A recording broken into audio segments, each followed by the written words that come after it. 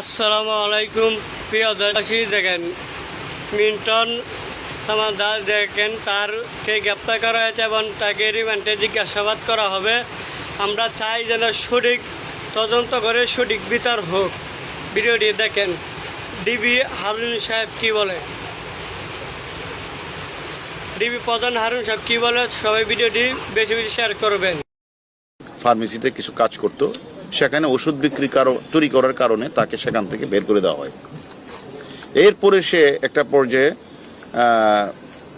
কিছু লেখাপড়াও করেন।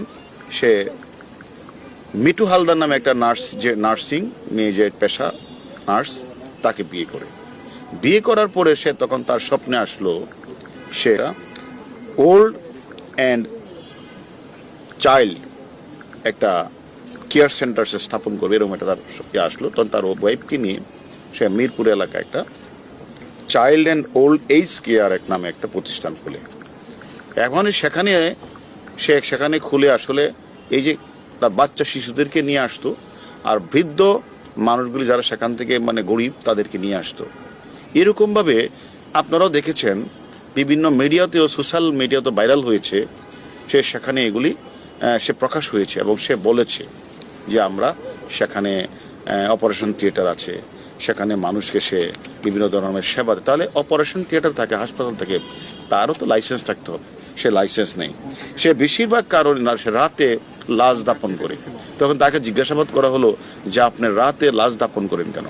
সে বলে যে আসলে না হলে তো মানুষ আমাকে বিভিন্ন প্রশ্ন করে, এটা সে উত্তর দিয়েছে। এবং আশ্রমে বৃদ্ধদের চিকিৎসা দেওয়া হয় না বলে গণমাধ্যমে এসেছে, সেটাও তাকে জিজ্ঞাসা করা হলো যে আপনি যে 30-35 লাখ টাকা খরচ করেন, টাকা পান কোথায়? এবং নিজেই ডেথ সার্টিফিকেট তৈরি করে ডাক্তারের সিল স্বাক্ষর জাল করে সে নিজেই মিডিয়ার কাছে শেয়ার করেছেন। এবং আমরা এটাও জেনেছি যে সে ইতিমধ্যে 900 লাশ দাপন করলেও 835 সালের সম্পূর্ণ গরমিল কোনো ডকুমেন্টসে দেখাতে পারে নাই। এবং তাকে জিজ্ঞাসাবাদ করলে যে তুমি এগুলি লাশগুলির পিছনে তোমার কারণ কি, লাশগুলি তুমি রাতে দাপন করো এগুলি, তখন কোনো এক সময় দেখা যায় যে সেখানে পাশে একটা মসজিদ ছিল, সেখান থেকে প্রশ্ন উঠেছে যে কিডনির পাশে সেখানে রক্তের দাগও রয়েছে।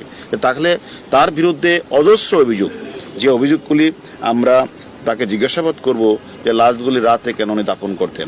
তার কাছে আমরা জিজ্ঞাসাবাদ করব তিনি নিজে যে স্বীকার করেছেন যে ডেথ সার্টিফিকেটটা উনি নিজে কেন তৈরি করেন, ডাক্তারের সিল স্বাক্ষর উনি নেন না কেন। এবং সেটা একটা অনেকেই যা তাদের অত একটা বাচ্চা শিশুকে দিয়েছে, অত বৃদ্ধ একটা মানুষ তার টর্চার দিয়েছে, যখন তার খোঁজ খবর নিতে গেছে তাকে সে সেখানে টর্চার ছেলে তাকে কিন্তু পিটিয়েছে। এরকম আমাদের অভিযোগ আমরা পেয়েছি। যে সব কিছু মিলিয়ে তার বিরুদ্ধে অজস্র অভিযোগ আমরা পেয়েছি। এবং সে এই টর্চার সেলে সে বলেছে তার 2টা আশ্রম রয়েছে, একটা হলো সাভার, একটা হলো সেখানে সে 500-700 লোক রয়েছে। কিন্তু সে খোঁজ নিয়ে জানা যাচ্ছে সেখানে 20-30 জন 40 জনের বেশি সেখানে লোক নেই। এবং আমাদের কথা হলো আমরা তাকে নিয়ে এসেছি এবং কিছু অভিযোগকারী রয়েছে, তারাও মামলা রুজু করবে।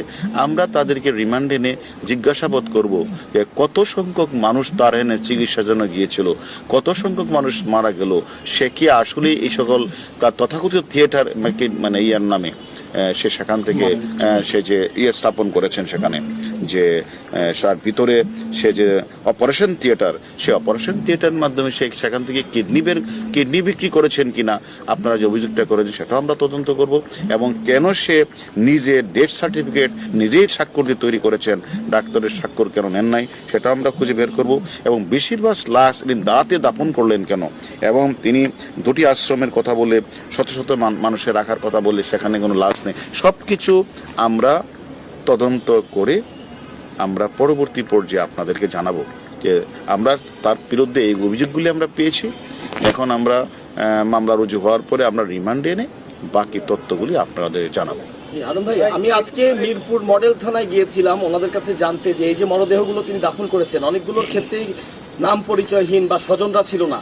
এ ধরনের মরদেহ দাফন করতে গেলে জিডি এন্ট্রি করতে হয়, আপনার ফিঙ্গারপ্রিন্ট নেওয়ার একটি বাধ্যবাধকতা রয়েছে, যাতে পরবর্তীতে তার স্বজনরা আসলে সেই মরদেহটি খুঁজে পায়।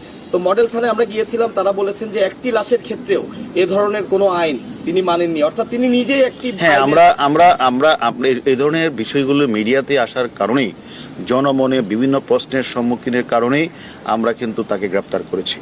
এখন আমরা এই প্রশ্নগুলি উনি কেন উনি এই আইনগত প্রক্রিয়াগুলি সম্পন্ন করলেন না, রাতের অন্ধকারে উনি লাশগুলি দাফন করলেন এবং পরিবার পরিজন জানে না।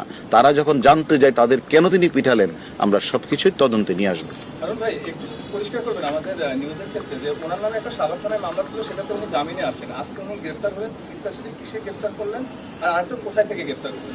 থার্ড বিষয়টা হচ্ছে যে আপনারা এই পাশে গ্রেফতার করছেন তার চাইল্ড অ্যান্ড ওল্ড যেটা যে কেয়ার, সেখান থেকে সব কাগজপত্র তার স্ত্রীরা সরিয়ে নিচ্ছে। তো সেখানে তো এটা আমরা আমাদের তদন্ত টিম সে কাজগুলি খোঁজ খবর নিচ্ছে। কাগজগুলি তার ওয়াইফকে আমরা জিজ্ঞাসাবাদ করব এবং কাগজগুলি আমরা উদ্ধার করব এবং তার বিরুদ্ধে একাধিক অভিযোগ আমাদের কাছে আসছে। এটি মামলা রুজু হবে। মামলা রুজু হওয়ার পরে আমরা রিমান্ডে আনবো। রিমান্ডে আনার পরে আপনারা যতগুলি প্রশ্ন করেছেন, আমরাও যে অভিযোগগুলি পেয়েছি সেগুলি পুঙ্খানুপুঙ্খ তদন্ত করা হবে এবং আমি মনে করি সে যদি সত্যিকারভাবে এরকম কাজগুলি করে থাকে, এটা জঘন্য অপরাধ, তাকে ছাড় দেওয়া হবে না। হারুন ভাই একটু এক্সপ্রেসিভ বলে এখন পর্যন্ত কি কি বিষয়গুলো একটু প্রমাণিত হয়েছে বা কোন কোন একটাও কি পেয়েছে?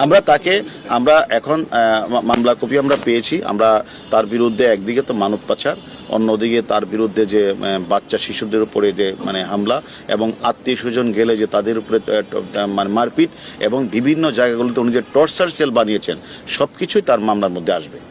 কয়েক কোটি টাকার তথ্য এর মধ্যে এবং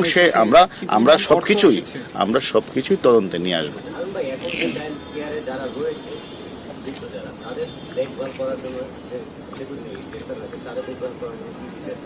সেখানে আমরা তো সেখানে এটারও খোঁজখবর নিচ্ছি, সে তার কাজটা কি, সেখানে তার কোনো, সে তো আর এগুলি দেখভাল করার কথা না, সেখানে তার লোকজন আছে কিনা, অ্যাকচুয়ালি এখন স্বাভাবিকভাবে চলবে এবং তার কাছে আমরা জিজ্ঞাসাবাদ করব এটা আসলে তার বিরুদ্ধে যে ভয়ানক তথ্য আসছে তাকে সেই সব কিছুটা আমরা তদন্ত করে যদি মনে হয় যে সকল অভিযোগগুলি এসেছে, মামলায় যে আলামতগুলি আছে সেগুলি তার বিরুদ্ধে সুস্পষ্ট অভিযোগ নেই, সেক্ষেত্রে আমরা আইনগত প্রক্রিয়া যা করে